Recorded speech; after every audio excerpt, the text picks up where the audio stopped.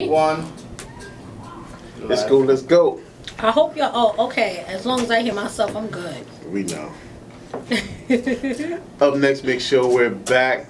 Diaki Beats. Tori Chu. We're here with our second guest. Would like to say hello to the fellas, we.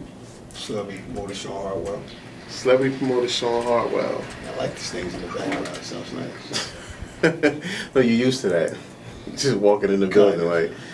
Yeah. I'm used to walking in buildings. Yeah, I mean, yeah. Actually, me and the engineer had, I was explaining to him who you were. He was like, okay, I'm like, nah, listen, you guys are making pretty good moves. So, I see him out there. He right. doing some things. Modest too. That's a good thing. They say you go Modest. far. You go far when you're modest and humble. You a humble brother? No, I'm a little arrogant. I mean, like I mean, the world humbled me though. Right. You know what I'm saying? The world humbled me, but I'm a little arrogant. Gotcha. You know what I'm saying? As you should. The things I went through humbled me. But I'm a little arrogant how I feel about my ambition. So I'm a little both. Well, I mean, like, if the arrogance is what helps you, was what motivates you, and move you forward, then I mean, hats off. Oh no. I'm definitely arrogant when it comes to how I feel about my life. You know what I'm saying? How I feel like my life should be at. You know what I'm saying? What level I should be at. You know what I'm saying? Like I feel like okay, I think I should be somewhere else. Which is all humble. Because you know what I'm saying, but what the world has done to me, the lessons my grandmother taught me on earth, I'm humble that way. I appreciate things more. All right, So the president didn't do it. So okay, well, good. I mean, because it kind of sounds like you're like scratching over the surface on some things, but would you mind kind of like I'm not scratching on the surface. You haven't asked the question. Well, actually, that's what we're going towards. Because you're saying, okay, so it seems as if, all right, grandma was a good, influence. Yes, okay, what's definitely. a great, what is the most memorable lesson? All right. Before we get to any lessons, I'm sorry to interrupt the interview. Can you please introduce yourself and tell us where you rap and where you from? Well, and what listen, you do? I'm from Elizabeth, New Jersey. Born and Union raised. County. Union County. Eastwick.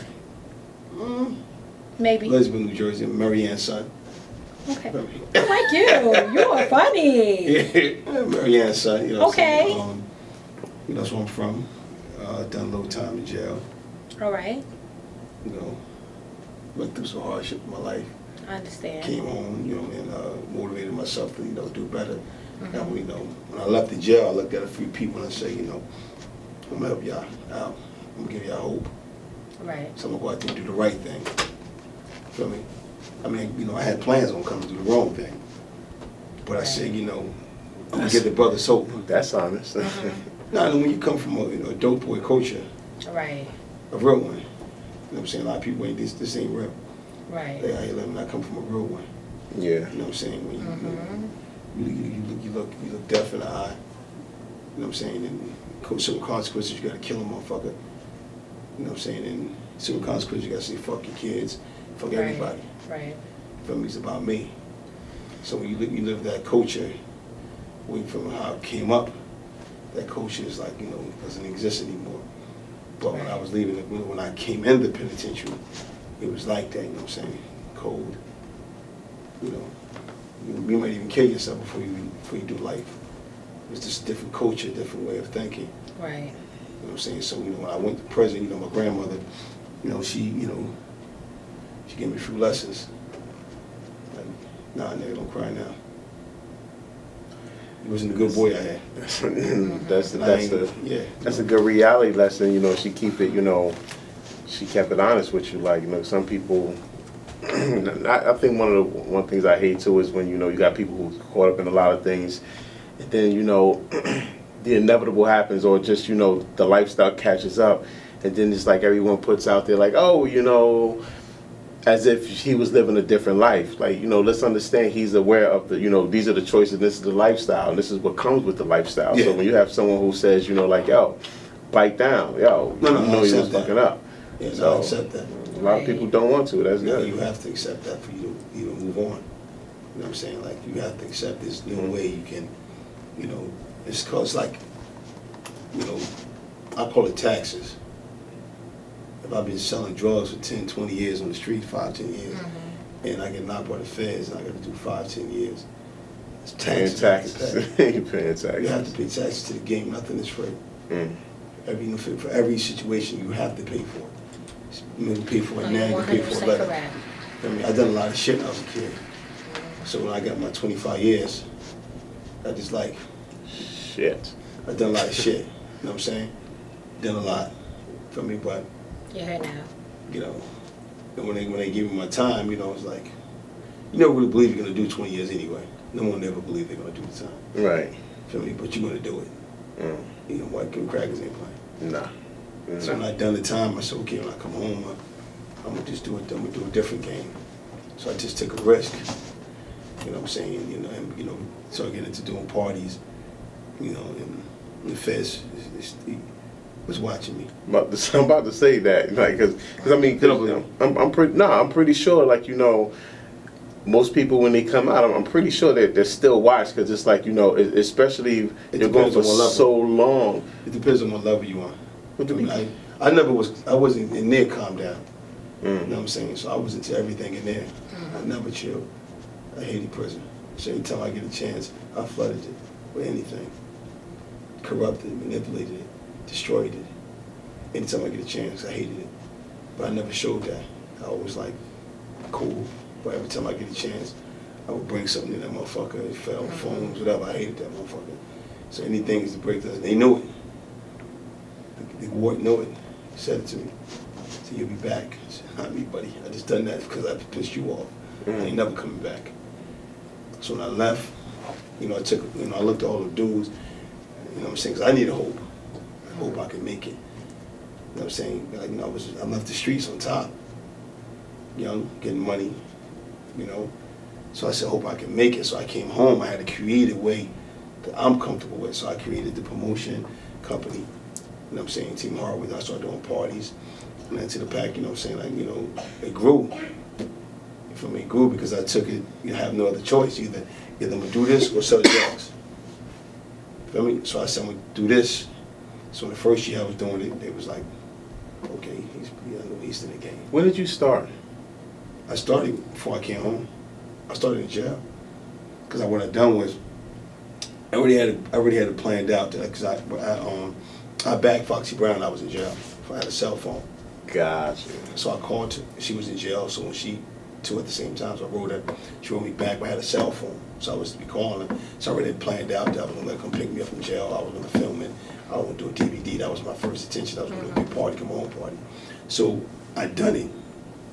She got back there. She came and picked me up. She bought me, you know, a bunch of stuff. You know what I'm saying? And that's how my name was over Facebook. I already got a big name in my town anyway. So it was just like, okay, this dies, this never showing, this never stops. I mean, but it was all for the party of the love of my phone, for my entrepreneur I was going to do. And then because I already had like a MySpace page, I had a cell phone in there. So I was already promoting myself before I got here. I mean, this plan was already designed. I already had my company, LLC, before I got here. I'd done all that. My mother did everything for me. So when I came home, everything was already set up. I was already ahead of the game. One of the most dudes that were promoting, I've been having my company. For me, so when I came home, it was already established. So I just went into it, but I really didn't know the business at that time. I still was just doing party. I didn't really know the business. I really learned the business after about 5 years in the game. You know what I'm saying? How to really like do parties. Right. I'm popular, for me, but being popular is one thing. Knowing the business is another. Right. I learned the business, you know what I'm saying, by a lot of mistakes. But I knew I'd be now probably a millionaire off this shit. You know what I mean? It's just a multi-million dollar industry, entertainment business, from the head to this. All this is part of it. I mean, all you want is 1%. It's never game. Yeah. I can tell this book is going to actually be something interesting. Oh, no, the books Definitely will be. I mean, I want to mention something that you said earlier. Well, go back to something that you said earlier. My dad, he was heavy out there. And I remember one time I came to him devastated by one of my people. I was like, oh, they're giving him 20 years. And I was maybe about 15 to 16 at the time. And he was like, but your boy, he did a lot of bad stuff. So they may be giving him 20 years, but they paying him back for all the stuff he did bad. Look at all the wrong things he did do. And I mean, that kind of bothered me, but he was true. And so the fact that you said, you know what, I did so many bad things, or I did so many things, I'm kind of, you know, they getting their money back. Paying the taxes. You know, Yeah, taxes. You gotta pay tax to the game. Whatever it and, is. you know, I kind of feel like right now, it's so popularized. Like, you know, I'm in the trap, I'm doing this, I'm doing that. These dudes are these And they don't know what's going on. No, And no, right no. now, they're giving them, like, I just read online today, the judge gave a dude that did something when he was 17, they gave him 82 years to life. Oh, But see, but that's a little different. Like see, we talking about hustlers, man. Like, see, being hustlers is a culture. You know what I'm saying? Let's go back all the way back. Let's go back to when the Jamaicans came over here. You know what I'm saying? Like, let's go back when they came here. You know what I'm saying? They brought a lifestyle here. They didn't care about the police. They kept police over there. So when you dealing with the Shaw posse, you dealing with the different posses around the world that's getting money. Feel me? Like, because, you know, that's just a lifestyle of taking care of your family. Feel me? Like, it was back then, hustling was you taking care of your family, taking care of the neighborhood, doing things for the people. Right. Feel me? Like, to the day, I can't go nowhere without dudes see me, like, but ask me for money. So I told this dude one day, I was like, damn, man, you know what's asking me for money for, man? He said, sure, they don't know you no other way. Right. He's a hustler, don't know you no other way. You created this when you was a kid, you took care of people. So you can't change now. If you can't get upset now when the dude see you, Shawn, I'm doing bad, Shawn. Do something for me. And you give him $10, you feed him. That's your lifestyle you created. That's where you come from. The dude get high told me that. He was like, bro, I get high, I knew you my whole life. I don't know you no other way but on top. I've never seen you down. I've never seen you say, you know what I'm saying? So when people don't understand when you say, I don't have it, they don't know that person. They just know the person, the smile and the Shawn, giving out their pocket money, hustling. They don't know no other pain. So it was like, you have to remember who you are. And this dude get high. Was telling